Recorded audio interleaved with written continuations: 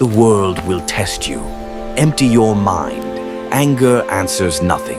Stillness can calm storms stronger than armies. Once upon a time, in a kingdom known for its grand palaces and mighty soldiers, there lived a king feared by all. His voice shook halls, his decisions shook hearts, and his anger burned brighter than the torches in his throne room. Yet, beyond the palace walls, on a peaceful mountain, lived a humble monk whose calm presence was spoken of in whispers, a man so serene that storms seemed to soften around him. When the king heard of this man who was praised more than him, jealousy and rage filled his heart. "No man is greater than me, especially not a beggar in robes," he shouted. So he ordered his guards to bring the monk before him.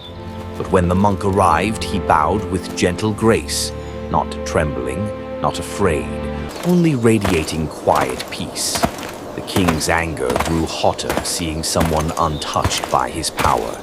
The king struck his staff on the marble floor. "Monk," he thundered, "do you not fear your king?" The monk smiled softly. "Why fear what is temporary? Power fades, youth leaves, crowns fall, but peace remains." The king's pride cracked like a fragile shell. He tried provoking the monk. He shouted insults, hurled threats, even promised punishment. Yet the monk's face never changed. His eyes held stillness, like a calm river untouched by storm. The king's voice weakened. "Why do you not respond?" he demanded. The monk gently replied, "If a man hands you fire, why would you hold it?"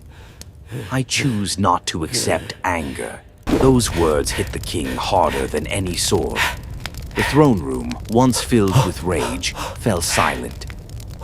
If you're enjoying this story, please like this motivational video and subscribe for more inspiring content. Still unable to break the monk's peace, the king pushed further. "I could imprison you?" he growled. The monk nodded. "You may imprison my body, but my mind belongs to me." Enraged, the king ordered the monk locked in a cold stone cell. Yet at dawn, when the king came to see him, he found the monk meditating, breathing slow, untouched by fear. "How?" the king whispered. The monk opened his eyes. "Your anger is your prison. Mine is a free world." For the first time in years, the king felt something he had forgotten: humility.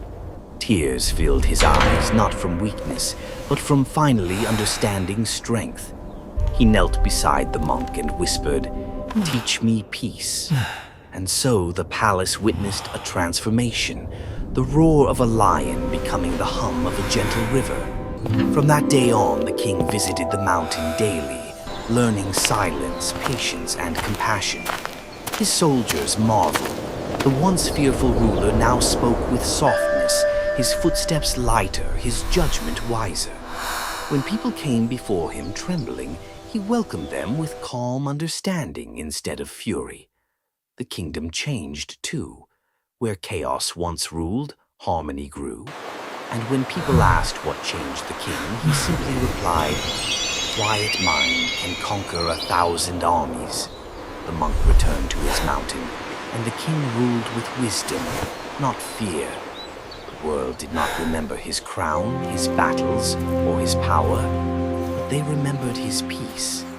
Moral of the story: true strength is not in conquering others, but in conquering yourself. A calm mind defeats anger, and peace is the greatest power of all.